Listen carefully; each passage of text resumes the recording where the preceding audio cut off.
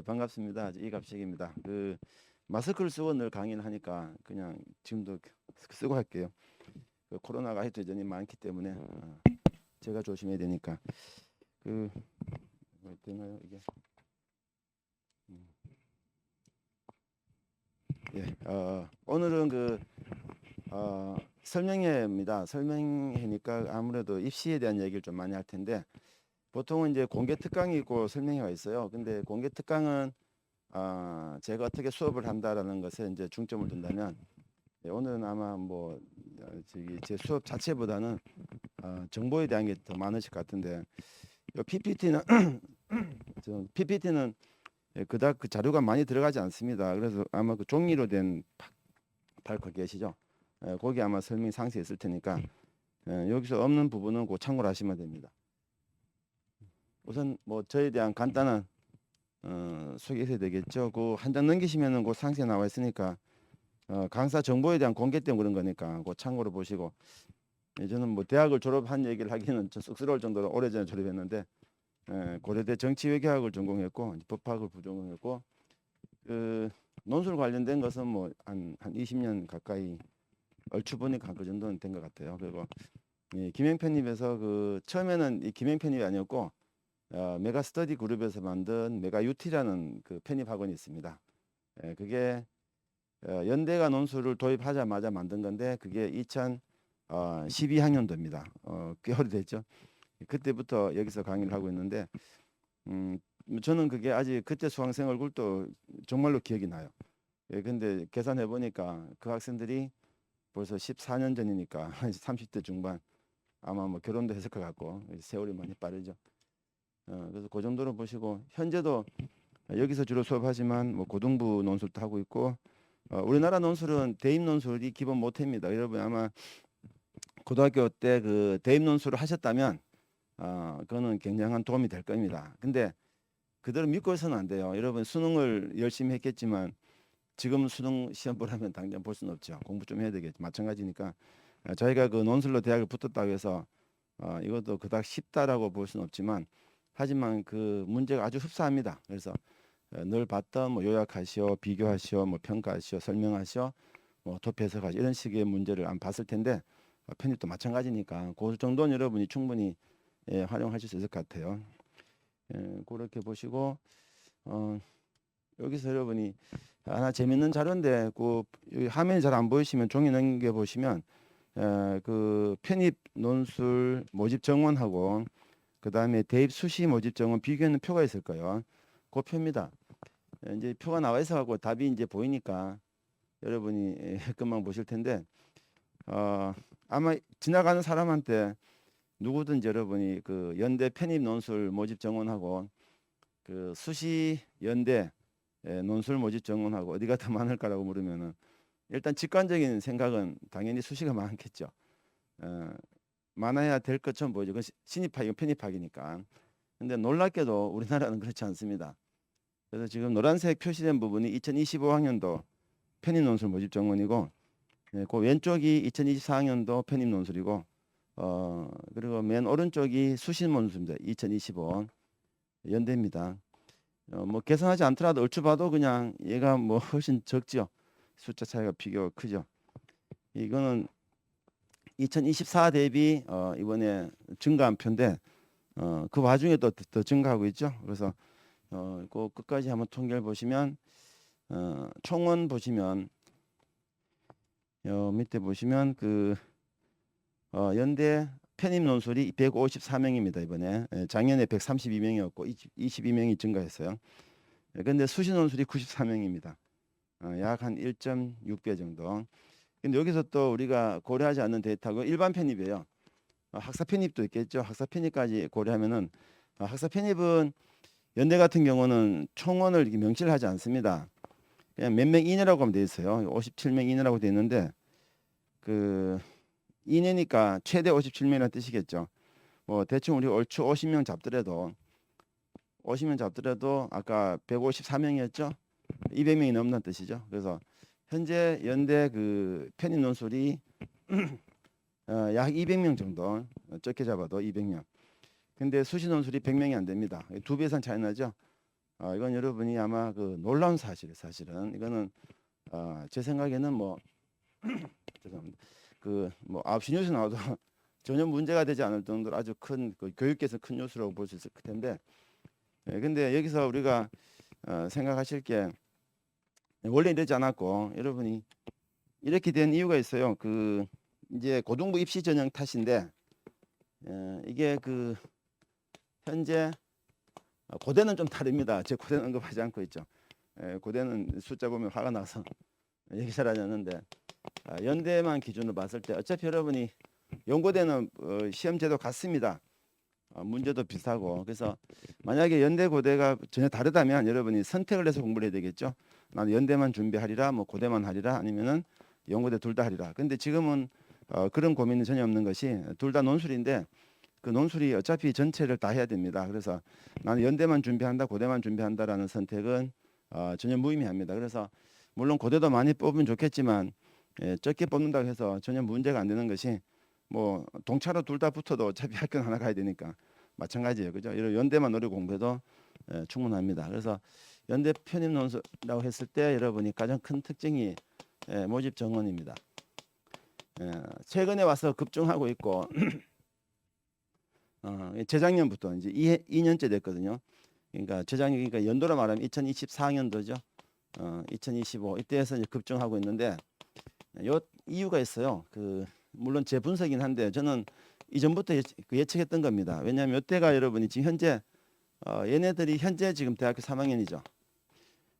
현 대학교 3학년. 근데 이 친구들이 대학을 갈 때가 그 문이과 통합이죠. 문이과 통합 1기입니다. 문이과가 통합이 되면서 그 자연계 학생들 중에 상위권 학생들이 대거 그 연고대 문과로 많이 갑니다. 이게 저기 대학교 여러분이 정시 상담을 해보면 알 수 있는데 이제 그 수학의 그 선택 때문에 발생해요. 문과는 이제 보통 학통을 선택하죠. 문과가 없지만 이제 문과 지향성 학생들 그리고 자연계는 이제 그 미적을 선택하는데 이게 이렇게 된 이유가 그 서울 시내 대부분의 자연계 상위권 대학이 정시에서 그 미적을 필수로 요구합니다. 그러니까 학통 선택자들이 정시에서 그 이과로 가기 힘들어요. 상위권 대학은 그러다 보니까 상위권 학생들이 대부분 미적이나 기벽을 선택을 해야 이제 자연계 지원을 가능하거든요. 의대는 물론이고.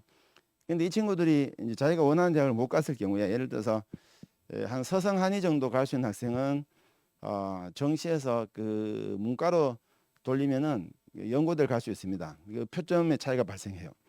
난도가 높은 시험일수록 표준 점수가 높게 나오잖아요. 정시에서 그죠?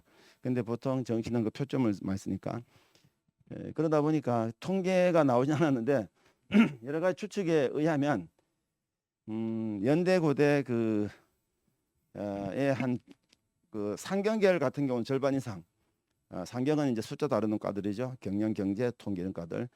상경은 절반 이상 그리고 뭐 사과도 한 절반 가까이. 그러니까 아마 자연계 출신 학생들이 있다라고 지금 알려져 있거든요. 근데 과거에는 그 문과 통계가 여러분이 티오가 어떻게 나오냐면은 연고대 다니다가 이게 편입 티오라는 게 뭐냐면은 학생이 다니다가 그만둬야 돼요. 일단은 자퇴든 뭐 퇴학이든 학교를 그만둬야 그 자리가 편입 티오입니다. 근데 연고대 학생들이 그만두는 경우는 딱 하나겠죠. 서울대 가는 거죠, 그냥 그죠? 서울대 가는 길 말고는 연고대 그만둘 이유가 없으니까. 근데 그런 경우가 거의 잘 발생하지 않겠죠. 여러분 과거에 그 연대 입시 요강을 보시면 모집 정원이 놀랍게도 학과당 한 명입니다. 거의 한 명입니다. 한 명 아니면 없거나 그래요. 좀 많은 데가 한 3명, 4명. 경영학과가 좀 많기 때문에 한 5명 정도 나오고 진짜 많이 나올 때 한 10명 정도. 근데 작년 재작년 그 통계 보시면 그 숫자 다 적혀 있죠. 표에 이제 프린트만 있을 텐데 뭐 기본 뭐 5-6명도 많고 10명도 많고 경영은 뭐 23명, 24명 나오고 있죠. 그게 이때부터 발생해요.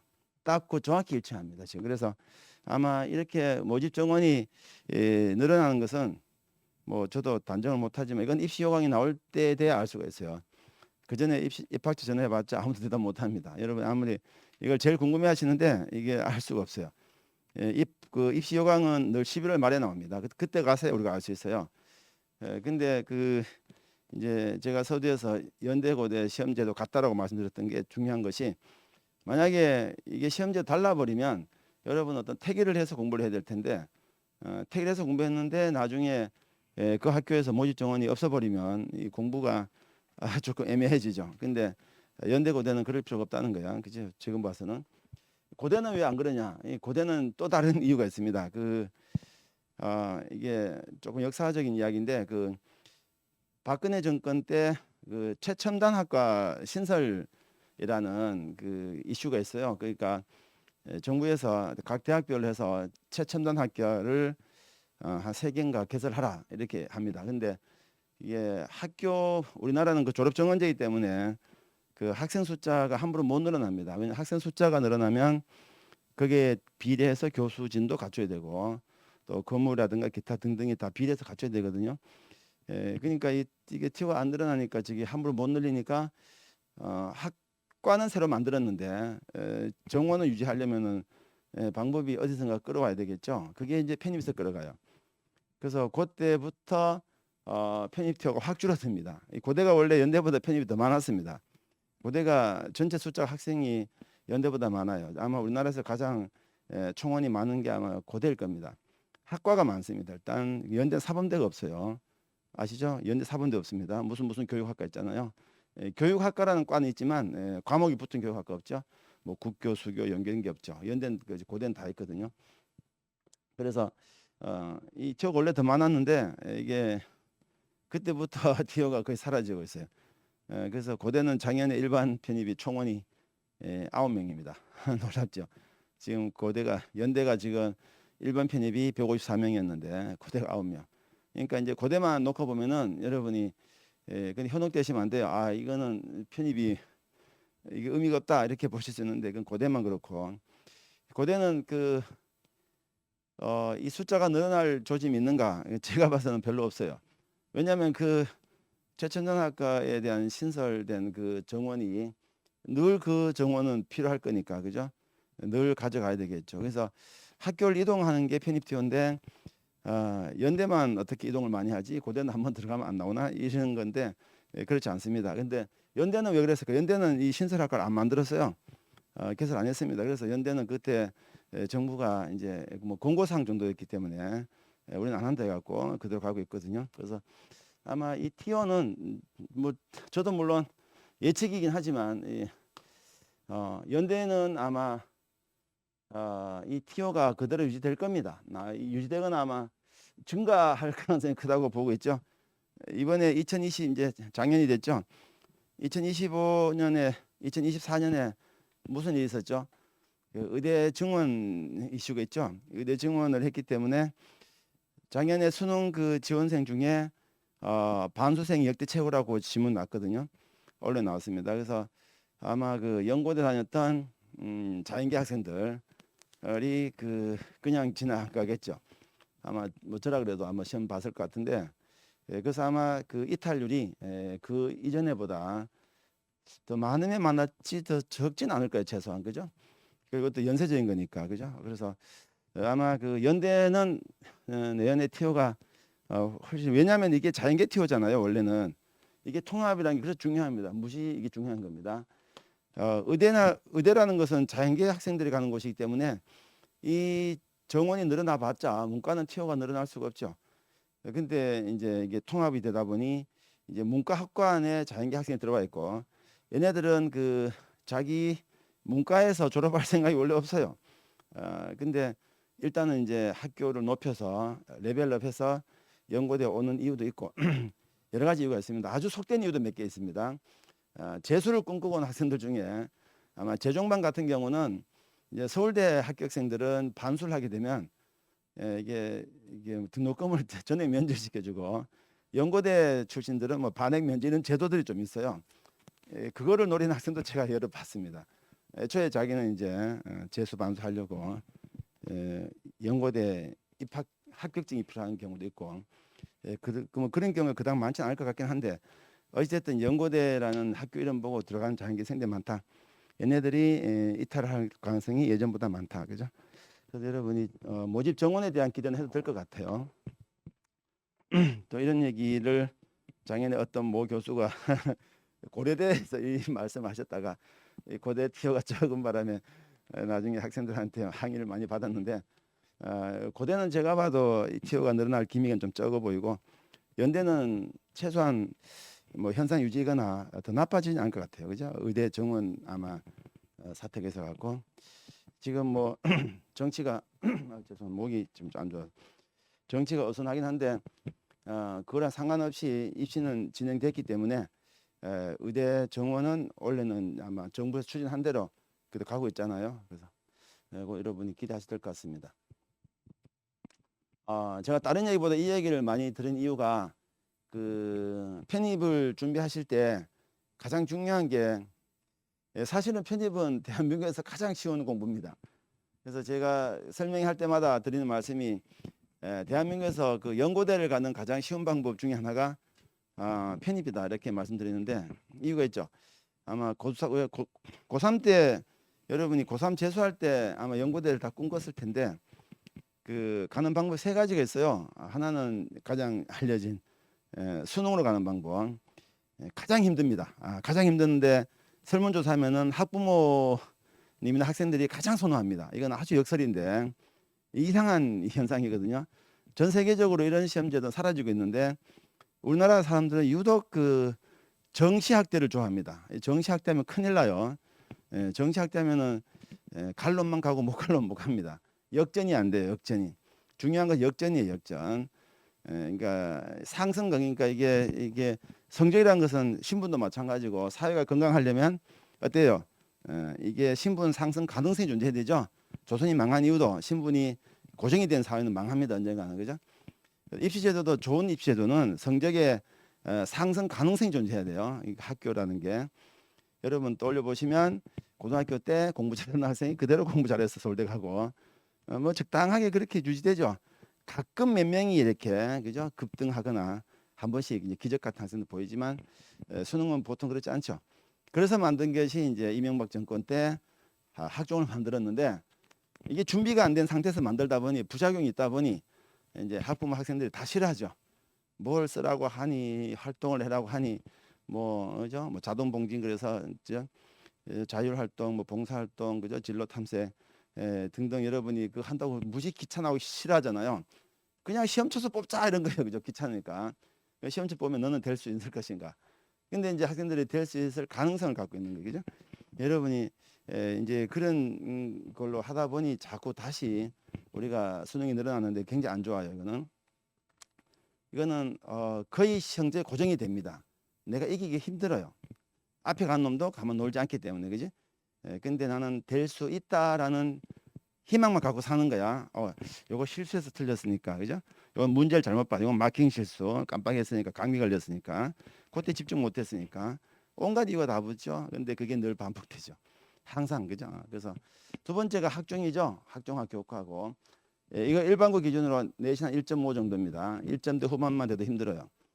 가끔 학교마다 전설 같은 이야기 있죠. 3등급 대가 서울대 갔다라는 거 일반고 기준으로서 있죠. 물론 아주 예외적이죠. 그러니까 전설이잖아요. 힘들죠. 그리고 이제 논술이죠. 작년에 연대 아까 봤잖아요. 그 모집 정원이 100명이 안 되고 이거 경쟁률이 기본 한 50대 60대 못해도 50대입니다. 평균 한 60대 70대 나오거든요.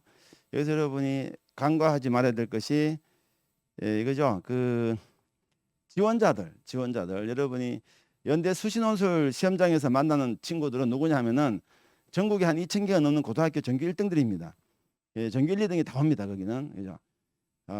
연대를 그냥 패스하고 지나갈 정도의 수능 고수는 서울대 갈 자신 있는 학생인데 여러분이 연대를 납치라고 감히 말할 정도의 수능 실력자 그죠? 거의 전교 1, 2등이죠. 그 친구 말고는 그 전교 1, 2등도 보통 자신하지 못하죠. 여러분이 수시논술에서 만나야 될 여러분이 꺾어야 될 그 상대방은 아주 절대 고수들이 정말로 공부가 그냥 프로페셔널한 학생들이에요. 적당히 한 학생들 아니 걔도 뭐가 나도 잘 안 틀린 학생들.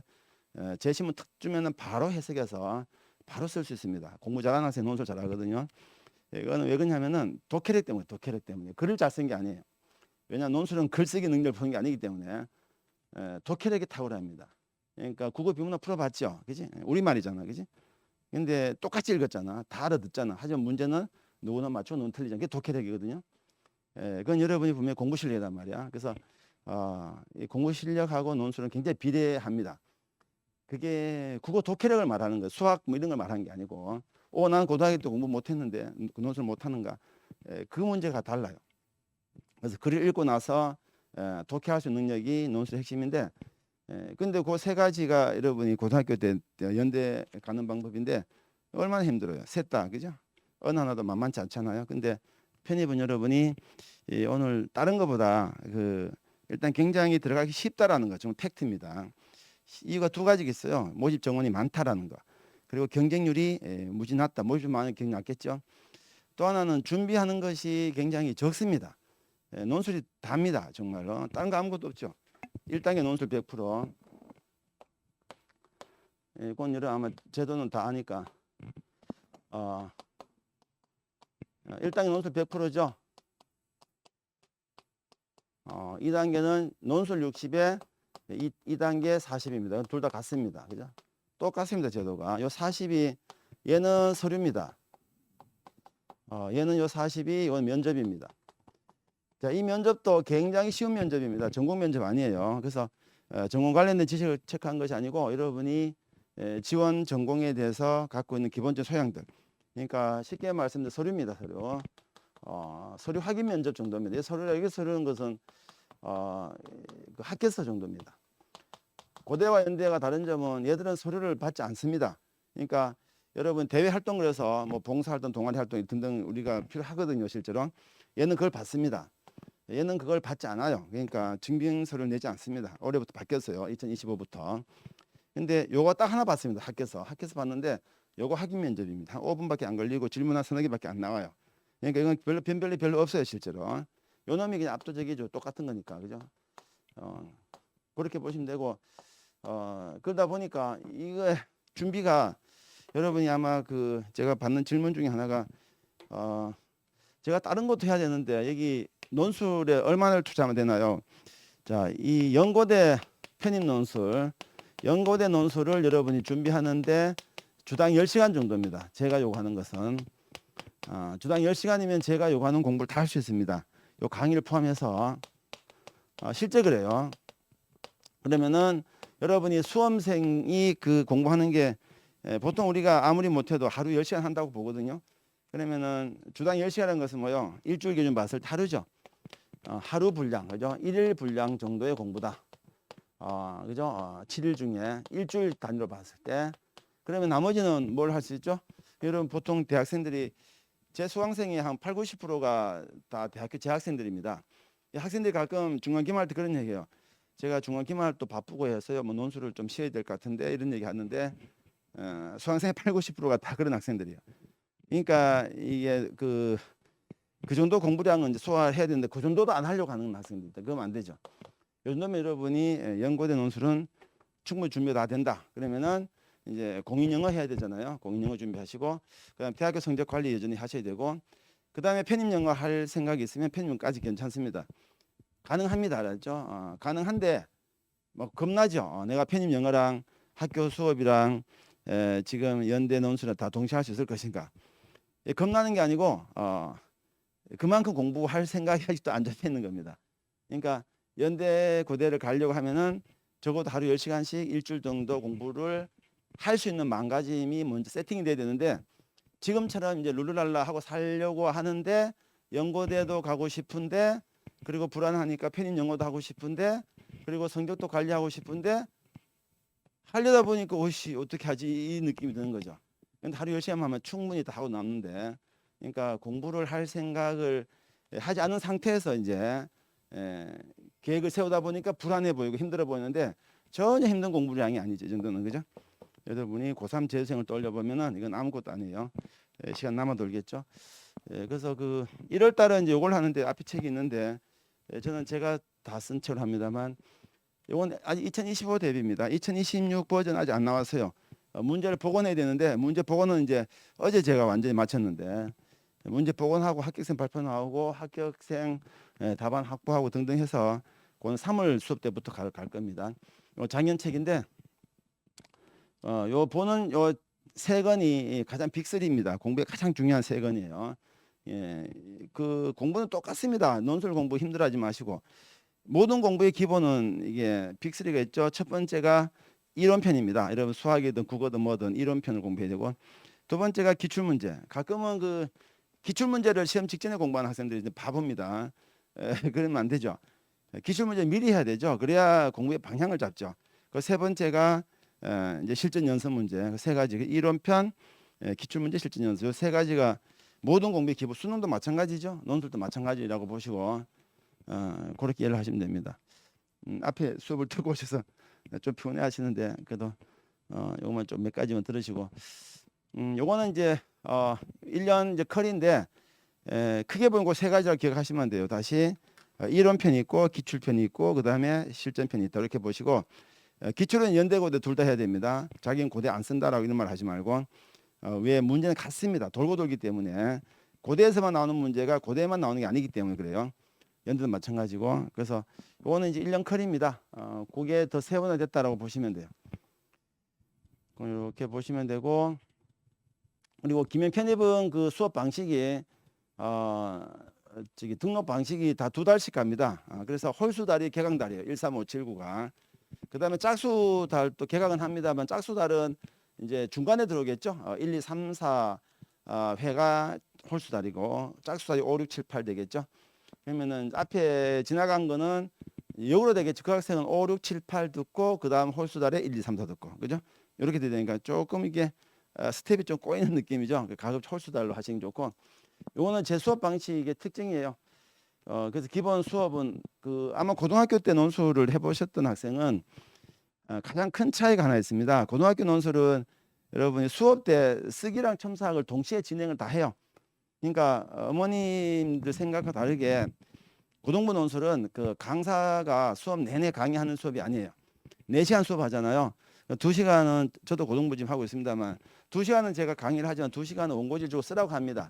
그리고 그 전주에 쓴 것을 갖고 이제 밖에서 첨삭생들이, 그것도 첨삭생들이 따로 계십니다. 뭐 알바라 하면 좀 다르지만 아르바이트 개념은 아닌데 그 전문 첨삭생들 별도로 계시거든요. 학생들 불러갖고 한 명씩 첨삭. 그렇게 한 이유가 뭐냐면은 학생이 한 20명을 데리고 수업하면은 학생 한 명당 한 15분 20분 걸리는데 강사 한 명이 한 시간에 많이 봤자 4명 정도 첨삭해요. 20명으로 강사 혼자 다 못하잖아요. 그죠? 그래서 어쩔 수 없이 첨삭쌤을 별도로 모시는데 편입은 그렇게 하지 않고 수업은 수업만 합니다. 수업 시간에 쓰기가 없습니다. 그래서 오롯이 여러분은 이제 강의만 듣는 거라고 보시면 돼요. 자, 그 다음에 쓰기는 다 과제로 나가야 되겠죠. 그리고 첨삭은 이제 별도로 학생하고 다시 약속을 잡습니다. 이게 고등부는 그게 안 되는데, 고등부는 바쁘죠. 학생들이 논술 첨삭 받으러 학원 절대로 못 나오죠. 논술 수업 들어오는 것도 논술 강사 입장에서는 이제 감지덕인데, 어이구 너가 수능 그 바쁜데 논술을 하러 왔니? 그죠? 얼마나 고마운데. 야, 첨삭할 때니까 너 수요일 날 한 번 더 나와. 절대로 안 나옵니다. 그래서 어쩔 수 없이 하고 났을 때 다 해야 돼요. 그렇게 보시면 되고, 근데 대학생은 뭐 그 정도는 아니니까, 그죠? 저랑 약속을 잡으면 되고, 요즘은 또 비대면이 있어갖고 좋아요. 그래서 요거는 수업은 3시간이지만 첨삭은 한 15분 안팎으로 제가 잡고 있거든요. 나중에 파이널 가면 조금 더 줄입니다만 요즘 보통은 15분 안 걸려, 첨삭 5분밖에 안 걸립니다 사실은. 근데 나머지 10분은 이제 정신교육입니다. 학생들을 끊임없이 정신교육을 제가 정신교육 뭐 말이 좋아 정신교육인데 그냥 상담이라고 보시면 돼요. 10분 15분 정도 길게 잡습니다. 천천히 하려고. 요즘은 이제 그걸 그 밑으로 하는데, 여러분이 하실 것은 저한테 그냥 써서 사진 찍어서 메일로 보내주시면 돼요. 그럼 제가 접속해서 전자펜으로 모니터 공유하고, 아마 학생들 잘 아시죠? 줌 아시죠? 그죠? 줌 같은 거니까. 그 끝나면은 그 첨삭은 제가 PDF로 캡처 떠서 바로 보내주면 톡으로. 아니면은 이제 원칙은 대면 첨삭이 원칙이니까 강남 여기서 제가 입구에 제 방이 하나 있는데 그 1번 이따 상담하는 그 방인데 거기서 한 명씩 와서 자기 시간에 와서 첨삭 받으면 돼요. 그 다음에 가끔은 이렇게 뭐 책 읽는 거 물어요. 제가 무슨 책 읽으면 됩니까? 이건 제가 다 알아서 합니다. 2달마다 한 강좌니까 제가 한 강좌 갈 때마다 그 책 한 권을 선정을 해서 독서를 시켜요. 그러니까 책 한 권 갖고 60일 동안 갑니다. 아마 책 빨리 읽으면 하루에도 몇 권 읽을 수 있죠. 60일 동안 가는데 놀랍게도 60일 동안 책 한 권을 따라온 학생이 절반이 안 됩니다. 어머님들 들으시면 되게 신기할 텐데 학생들은 책 읽는 거를 굉장히 고통스러워합니다. 그것도 읽어야 돼요. 그래서 제가 읽고 정리하고 시키는데 60일 2달 동안 한 권 읽는 거니까 그 정도 따라와 줘야 돼.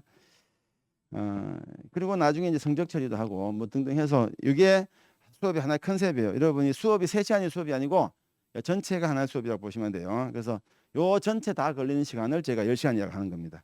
그렇죠? 자기 숙지하는 시간까지 포함해서 할 수 있겠죠? 그 정도는.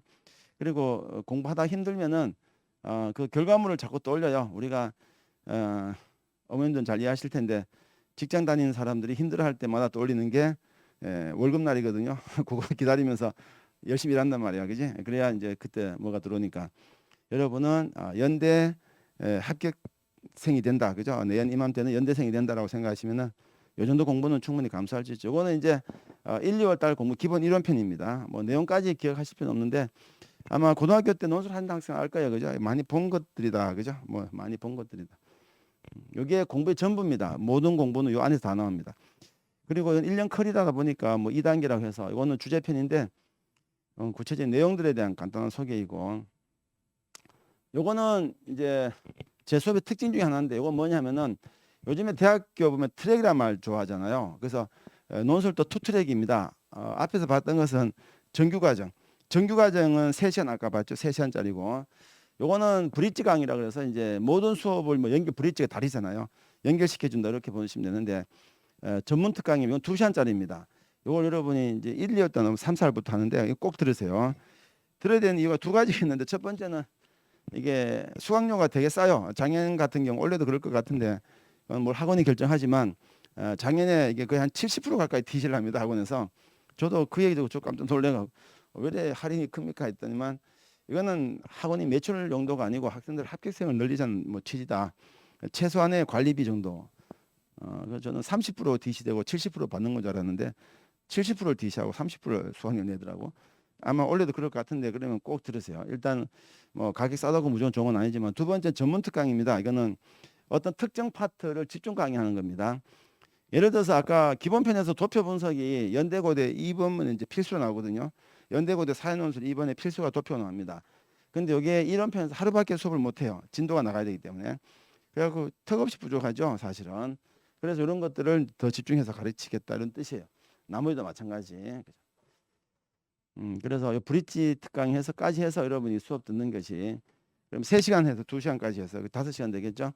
요것도 물론 그 브릿지 특강도 저기 첨삭이 다 있고 과제 다 똑같습니다. 방식은 첨삭 예시입니다. 이렇게 첨삭이 이제 진행이 돼요. 학생 옆에 앉아 있고 저는 이제 밑줄 쳐가면서 코멘트 달아주고 그런 걸 보시면 되고 이런 것들은 그냥 공부 내용 관련된 것인데 그냥 하나만 이제 예를 들면은 예를 들어서 그 연대가 1번에 비교를 냅니다. 질문이 간단해요. 가나다 비교하시옵니다. 그냥 여러분이 그 비교하라는 말을 모를 사람이 없잖아요. 대한민국에서. 근데 생각해 보시면 자, 그 가나다를 비교하라고 하고 원고지를 주면서 천자를 쓰라고 해요. 연대가 약 1000자 정도 씁니다. 최소. 그러면은 가나다를 비교하라고 할 때 무슨 말인지는 알겠는데 거기 어떤 내용을 채워야 될 것은 완전 별개죠. 단어의 자 여기서 여러분 논술에서 중요한 게 나오는데 단어의 뜻을 안다는 것과 여러분이 그 단어에 해당하는 내용을 적는 것은 별개입니다. 그죠?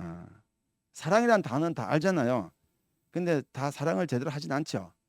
그죠? 우리가 우리나라 이혼율이 되게 높은 나라인데 거의 한 3분의 1 가까이 된다는 하는데 근데 단어는 알지만 안 된다고 그죠? 그게 살다 보니까 모든 연인들도 사귀다가 헤어지기도 하고 그러니까 비교라는 단어도 다 아는 단어지만 논술은 그래서 여러분이 공부 안 하는 학생이 볼 때 쉬워 보여요. 문제 보면은 1번이 가나다 비교단 말이야.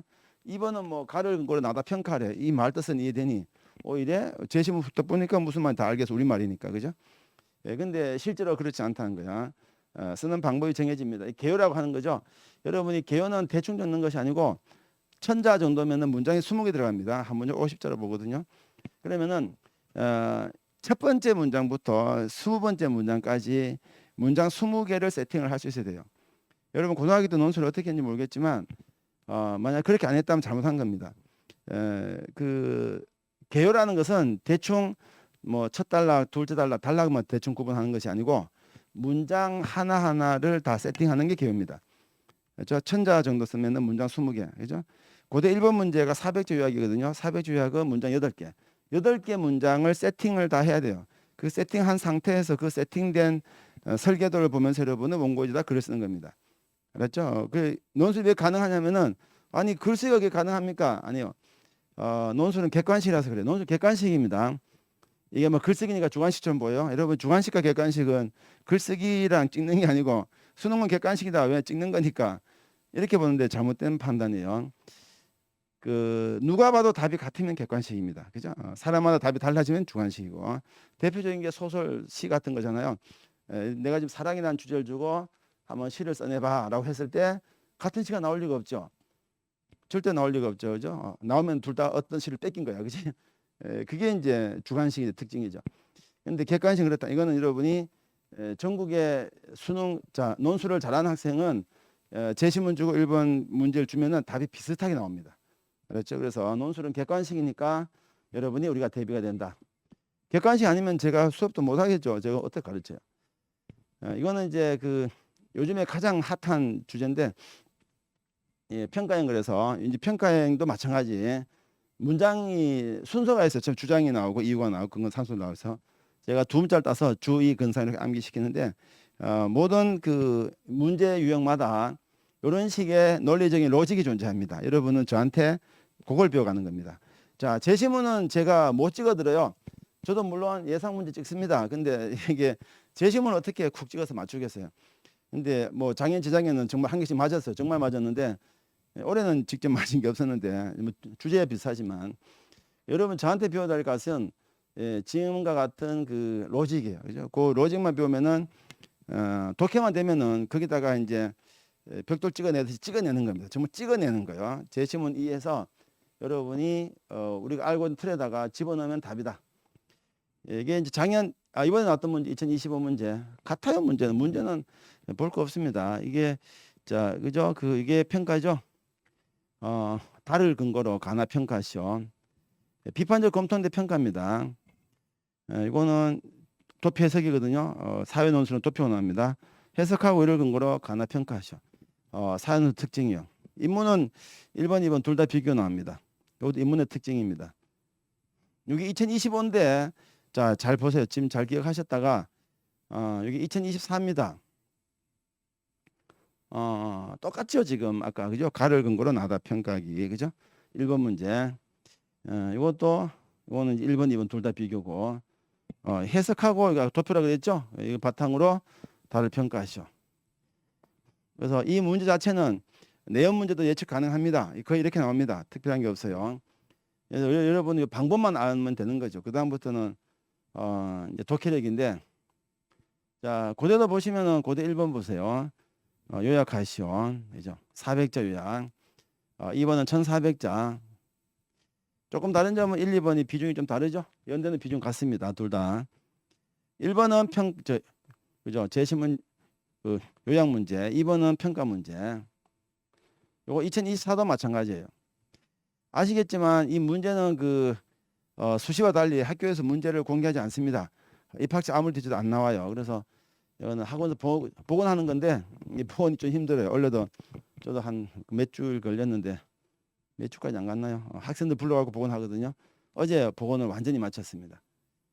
기억을 더듬어서 구글링해서 책 찾아서 막 제시문 찾고 막 그래요.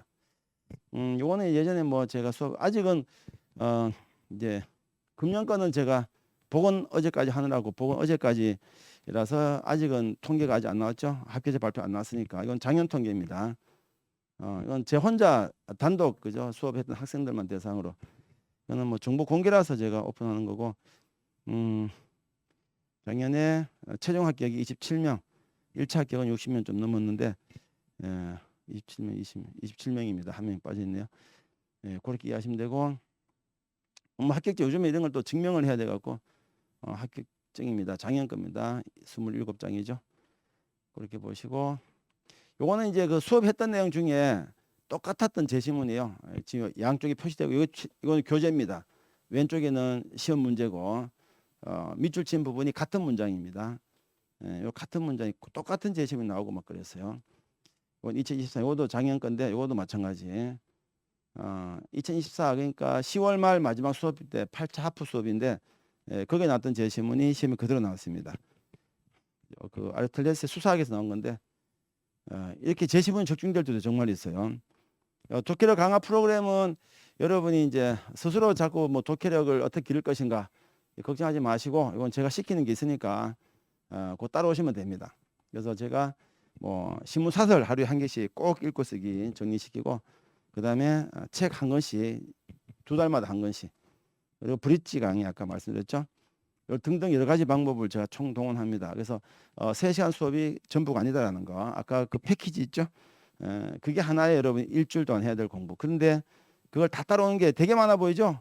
그런데 아닙니다. 다 따라와도 여러분이 일주일에 10시간이면 충분하다. 고등학교 때는 하루에도 뭐 10시간씩 공부하잖아요. 그죠? 요거는 이제 방금 설명드렸던 거니까 제도에 대한 것이라서 지나가도 되죠. 연대 고대 이제 같아졌어요. 작년까지 달랐는데 고대도 같아져 갖고 뭐 논술 공부 어떻게 하는 것이다 이런 것들인데 오늘 수업을 들어가면서 이제 아시는 거고 나머지는 이제 상담할 때 말씀드릴 겁니다. 공통된 상담 내용이라서 제가 미리 설명드리는 거고 그래서 제 수업은 여러분 논술을 객관식으로 이해해야 됩니다. 논술 객관식이에요. 주관식이 아니니까 그걸 잘 이해하시고 논술은 객관식이다. 그래서 우리가 답을 찾을 수가 있다. 그렇기 때문에 학원서도 대비가 가능한 겁니다. 제 콘텐츠인데 저는 이제 책을 많이 쓰고 앞에도 책이 있습니다만 모든 게 직접 책을 씁니다. 시중에 교재가 없어요. 있지만 쓸모 없습니다. 전혀 쓸모 없어요. 그래서 제가 다 만든 교재인데 여기 작년에 이제 책 쓴 게 11권이더라고요. 평균 한 달에 한 권 꼴로 쓴 것 같아요. 학교서인데 학교에서 오늘 잠깐 설명 들으시고 잘 들으세요. 오늘 오셨으니까 그리고 이따 상담 꼭 받고 가세요. 그 학교에서 질문을 보시면 잘 보세요. 이제 다들 잠 깨시고 강의 듣는 건 쉽지 않습니다 원래. 해당 모집 단위의 지원 동기와 이를 위한 학업 전형. 자 동일 계열은 괜찮습니다. 그건 별 문제 없겠죠. 내가 지금 경영학과인데 경영학과겠다, 그죠? 근데 만약에 비동일 계열 학생들, 자 이 동일 계열과 비동일 계열이 누가 더 유리할까? 오래된 질문인데 유불리가 없습니다. 알았죠? 동일 계열, 비동일 계열 그 자체는 유불리가 없고 여러분이 그 비동일 계열인데 준비가 안 되어 있으면 불리합니다. 그거는 분명해요. 예를 들어서 내가 만약에 현재 국문학과야. 근데 경영학과 가고 싶어. 근데 경영학과 수업을 들은 게 하나도 없어. 이거 간단한 거예요. 그냥 직관적으로 생각, 여러분이 교수라 생각하면 돼요. 학생이 원서를 봤는데 얘가 전적 때 국문학과 학생인데 경영학과 교수가 보니까 경영학과 오고 왔어요. 성적표를 받으니까 보니까 경영학과 수업을 듣는 게 단 한 번도 없어. 근데 학교에서 해보니까 경영학을 졸라 사랑한대. 막 자기는 그거 아니면 나는 그게 갈래 하다 못 갔고 어쩌다가 잘못 가서 지금 학교 바꾸고 싶다. 적응 못했다. 막 쓰고 있는 거예요. 근데 수업 듣는 게 하나도 없다. 거짓말이잖아요. 거짓말잖아. 그죠? 사랑한다 그러면서 전화 한 통 없으면 사랑한 게 아니잖아. 그지? 그러니까 객관적인 팩트가 중요한 거예요. 팩트가. 여러분 만약에 내가 자 비동일 계열 꿈꾸는 학생들은 뭘 하냐면은 학업 노력을 뭘로 증명할 것인가. 나는 그래서 경영학 내가 전문 서적을 집에서 100만 권 읽었다. 내 책 정말 많이 읽고 있다. 아무리 얘기도 안 듣습니다. 그거는 알 수가 없잖아요. 그죠? 그 사람 말 어떻게 믿어요? 그래서 이거는 증빙 가능해야 됩니다. 그 증빙 가능한 게 뭐죠? 학교 성적이 성적표입니다. 자, 대학에서 가장 소중하게 생각하는 자료가 학교 성적표입니다. 이거 연고대가 다 제출 필수 자료거든요. 성적표. 자, 성적표 하니까 막 가슴이 철렁한 학생 몇 명 있죠, 점수가 안 좋은데. 자, 이 성적표는 2가지를 확인합니다. 뭐냐면은 점수가 중요합니다. 일단 가끔 학생들 저한테 자꾸 물어요. 저 점수가 안 좋은데 괜찮나요?라고 물어. 안 괜찮지요. 학생도 안 괜찮으니까 질문하고 있는 거야, 그지? 본인이 그림직하니까 질문하는 거죠. 본인도 알죠, 학생이. 그림직하지 않은 건 질문하지 않죠. 제가 성격이 나쁜데 괜찮나 이렇게 묻지 않잖아요. 그건 자기도 그게 아무 그는 제가 안 들킬 수 있으니까. 그러니까 본인이 이상한 거면 다 이상한 겁니다. 성적이 좋아야 됩니다. 여기서 중요한 것은 이제 그럼 나쁘면은 이제 내가 불합격인가 이게 이제 중요한 건데 지금 우리나라에서 편입 중에 경찰대는 꽈락 제도가 있어요. 전적지 성적 갖고 꽈락 제도가 있는데 그거는 이제 비분리사인가 있어야 됩니다. 뭐 100분위가 85인가 하여튼 80인가 있는데 연고된 꽈락 제도가 없어요. 그래서 성적이 아주 나빠도 괜찮아요. 물론 논술을 잘해야 되겠지, 그지? 성적도 나쁜데 논술도 안 좋으면 그거야 당연히 떨어지겠죠.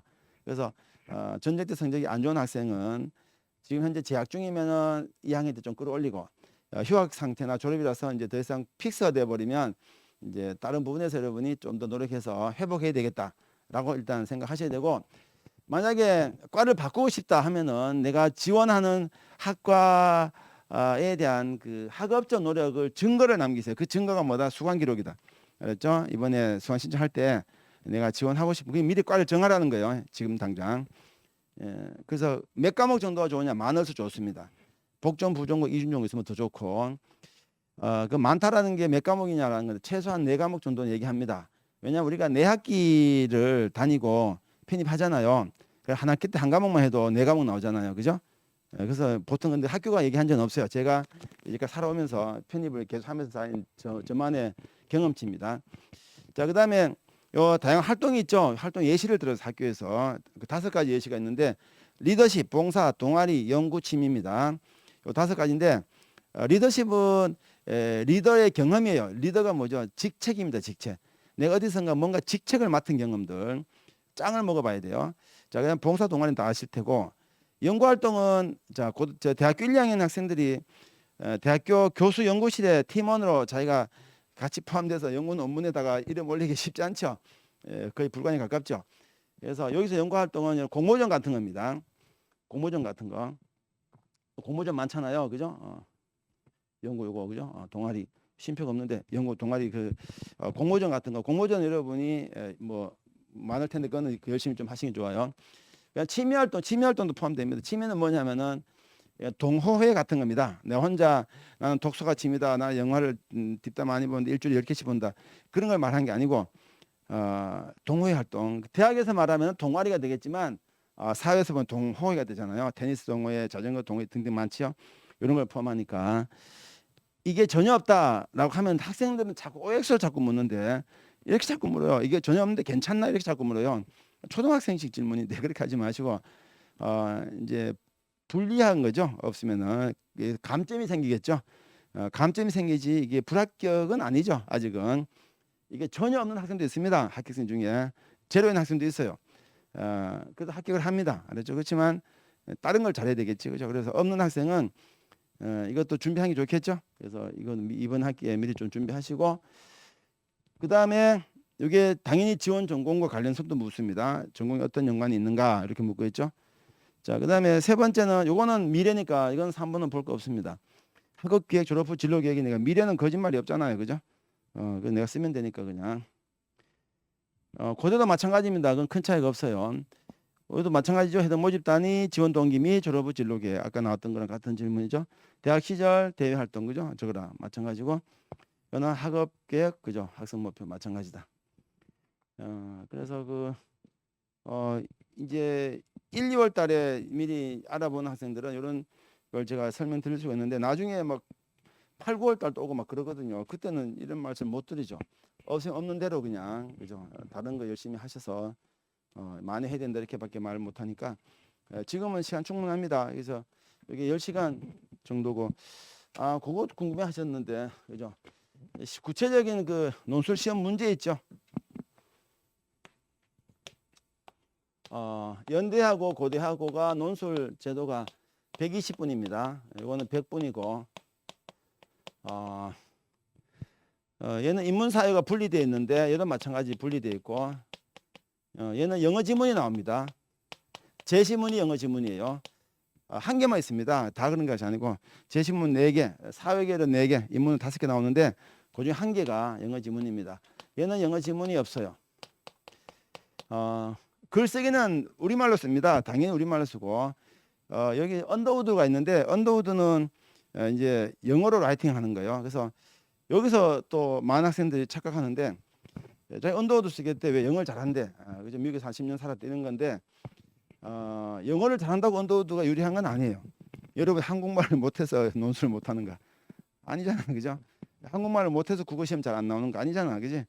전혀 다른 얘기예요. 영어로 논술을 하는 겁니다. 영어로 논술 쓰는 거니까. 물론 영어를 못하면 언더우드는 전혀 손댈 수 없죠.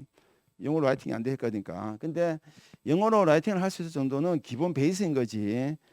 거기 가면은 그거 지원 학생들 다 영어로 쓸 수 있는 학생들만 와요. 영어로 못 쓰는 애들 안 가니까 그죠? 그래서 그것도 이런 판단할 때 조심하셔야 된다. 얘는 사회결이 도표가 나옵니다. 얘도 이거는 마찬가지입니다. 자, 글자 분량이 인문사회가 분량 규정이 없어요. 이게 참 규정이 없습니다. 이 규정 자체가 없어요.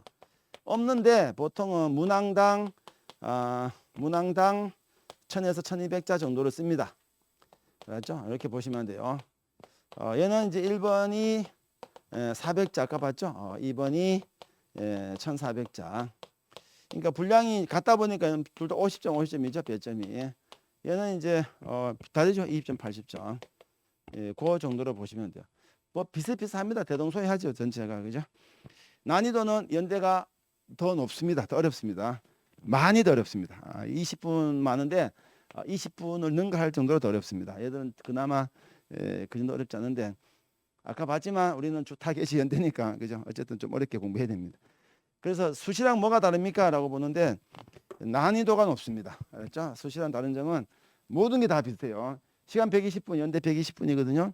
그리고 연대 논술에 영어 지문 나오죠? 수시에서. 수시 나오죠? 영어 지문. 예, 그리고 도표 나오죠? 수학이 나오죠? 연대 수시가. 이제 한 문제 수학 나오죠? 수학은 없어요. 수리 논술이 없다는 뜻이에요. 나머지는 분량도 다 연대 수시도 마찬가지. 연대 수시는 또 분할형 그래서 1-1, 1- 쪼개져 나오죠. 근데 합치면 어차피 한 문제니까 600자치. 600자 1-1-1가 600자씩인데 합치면 이제 1200자 같잖아요. 그죠? 그래서 보면은 수시랑 같습니다. 논제 연도 같습니다. 비교 평가 나오니까 마찬가지. 그래서 그때 공부하는 학생은 많은 도움은 될 것이다 분명히. 하지만 잘하는 것은 별개다. 알았죠? 도움은 되지만 하지 않으면 어차피 잘할 수는 없다. 그래서 아마 전체적인 그 설명은 이걸로는 다 됐을 것 같은데 요 바로 앞에 지금 요 1번 제 방이 있으니까 거기 상담을 제가 설명을 좀 길게 한 이유가 있어요. 왜냐하면 이제 공통적인 질문은 여기서 다 해결해 보려고 그래서 제가 상담 좀 빨리 해드려야 뒤에 대기하시는 분이 오랫동안 대기 안 하시니까 그죠?